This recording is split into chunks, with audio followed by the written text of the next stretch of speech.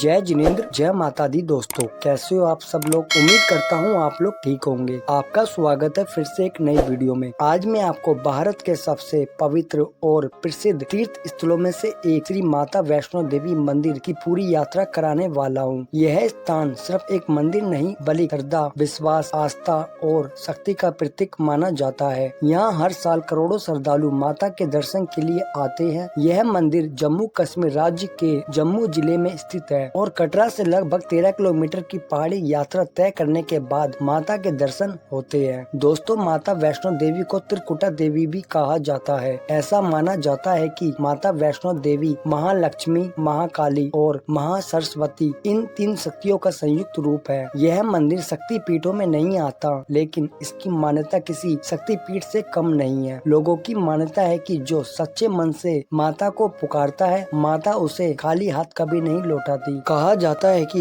यहाँ बुलावा आने के बाद ही भक्त माता के दर्शन तक पहुँच पाता है। तो अगर आप भी माता रानी के दर्शन करने की सोच रहे हैं तो इस वीडियो को पूरा जरूर देखें, क्योंकि आज इस वीडियो में मैं आपको बताऊंगा कटरा से यात्रा कैसे शुरू करें, पर्ची कहाँ बनती है, बाण गंगा, चरण पादुका, अर्धकुमारी, हेलीकॉप्टर, घोड़ा, पिट्टू रेट, होटल का किराया, खाने का खर्चा और अंत में भैरव बाबा के दर्शन। तो चलिए दोस्तों शुरू करते हैं माता रानी की पवित्र यात्रा।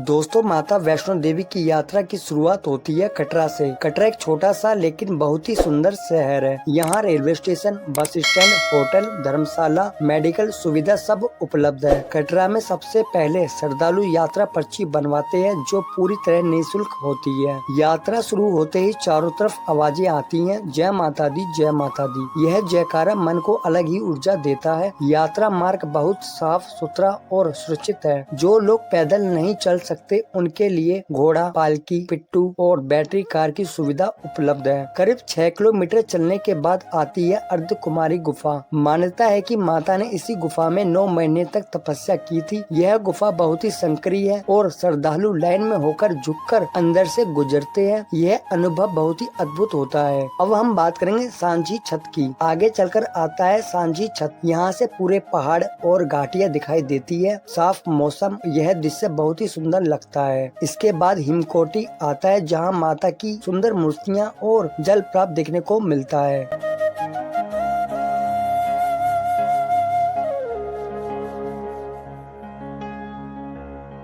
अब हम बात करेंगे माता की पवित्र गुफा की। लगभग 13 किलोमीटर की यात्रा के बाद श्रद्धालु पहुंचते हैं भवन, जहां माता की पवित्र गुफा स्थित है। यहाँ कोई मूर्ति नहीं है। यहाँ माता 3 पिंडियों के रूप में विराजमान है। महाकाली काली पिंडी, महालक्ष्मी लाल पिंडी, महासरस्वती सफेद पिंडी। इन तीनों पिंडियों के दर्शन से ही माता वैष्णो देवी के मुख्य दर्शन माने जाते हैं। दोस्तों, जब आप माता के सामने खड़े होते हैं तो ऐसा लगता है जैसे सारी थकान, सारे दुख, सारी परेशानियां अपने आप खत्म हो गई हो। आंखों से आंसू निकल आते हैं। दिल से बस एक ही आवाज निकलती है, जय माता दी। नवरात्रि के समय माता वैष्णो देवी को फूलों और रोशनी से सजाया जाता है। नवरात्रि के समय माता वैष्णो देवी में लाखों श्रद्धालु आते हैं। हालांकि सर्दियों में बर्फबारी होती है, लेकिन श्रद्धालुओं की आस्था कभी कम नहीं होती है। माता वैष्णो देवी हमें सिखाती है कि सच्ची श्रद्धा रखो, धैर्य रखो, कभी हार मत मानो। जो इंसान सच्चे मन से माता को याद करता है, माता उनकी हर मुश्किल आसान कर देती है।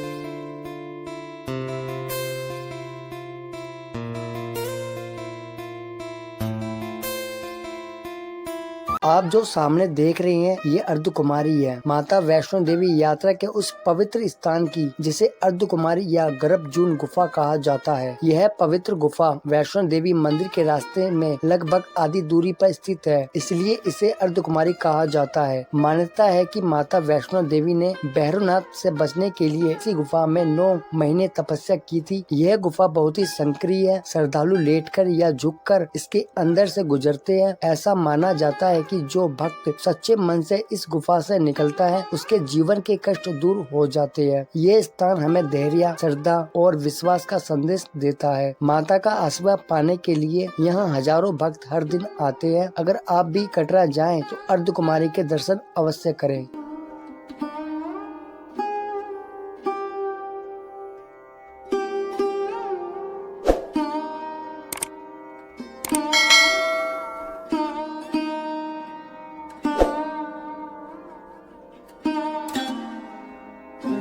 तो दोस्तों अब चलते भवन की ओर, जो कि यहाँ से 2 किलोमीटर की दूरी पर है। अब दोस्तों हम बात करते हैं माता वैष्णो देवी की कथा की, जो इस मंदिर को और भी पवित्र बनाती है। कहते हैं कि बहुत समय पहले रत्नाकर नाम का एक भयानक राक्षस रहता था। वह बहुत ही अत्याचारी था और देवताओं को बहुत परेशान करता था। देवताओं ने ब्रह्मा, विष्णु और महेश से प्रार्थना की, तब तीनों देवों की शक्ति से एक कन्या प्रकट हुई, जिसे बाद में वैष्णो देवी कहा गया। यह कन्या धरती पर आई और मानव रूप में रहने लगी। माता ने त्रिकुटा पर्वत को अपना निवास बना लिया, वहाँ तपस्या करने लगी। माता वैष्णो देवी यात्रा में लंगर सेवा बहुत ही प्रसिद्ध है। पूरी यात्रा में जगह जगह निःशुल्क भोजन और पानी की व्यवस्था होती है। साइन बोर्ड द्वार यात्रियों की सुरक्षा विशेष ध्यान रखा जाता है। तो दोस्तों हम पहुँच चुके हैं माता के भवन के पास। बोलो सच्चे दरबार की जय हो, बोलो पहाड़ों वाली माँ की जय हो, बोलो जय माता दी शेरा वाली माँ की जय हो। तो दोस्तों मैंने दर्शन कर लिए, आप भी दर्शन कर लो। अब हम चलते हैं भैरव बाबा की ओर।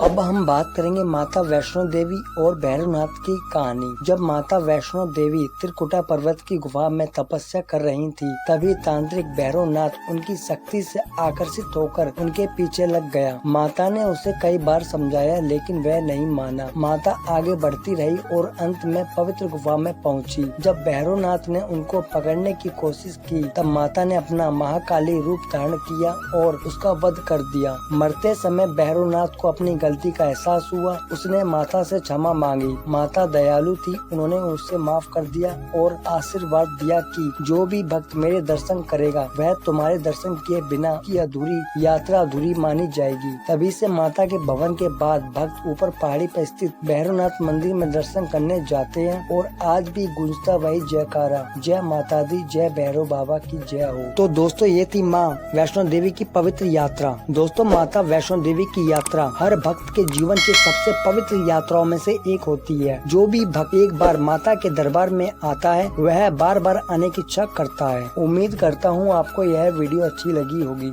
वीडियो को लाइक करें, कमेंट करें, शेयर करें, साथ में बेल आइकन वाले बटन को प्रेस करें ताकि आने वाली नई वीडियो आप तक पहुंच सके। मिलते हैं अगली वीडियो में।